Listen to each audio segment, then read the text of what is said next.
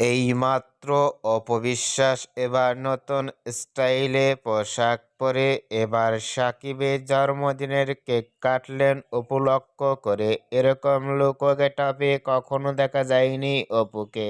অপবিশ্বাসকে এবার নতুন স্টাইলে দেখা যাচ্ছে। ইতিমধ্যেই সাকিবের জন্মদিনের কেক কেটে উপলক্ষে সবাইকে খাইয়ে দিচ্ছেন অপবিশ্বাস। এরকম লুক গেটআপ দেখে ইতিমধ্যেই সোশ্যাল মিডিয়ায় আলোচনায় ট্রেন্ডিংয়ে দেখা যাচ্ছে অপবিশ্বাসকেই নিয়ে।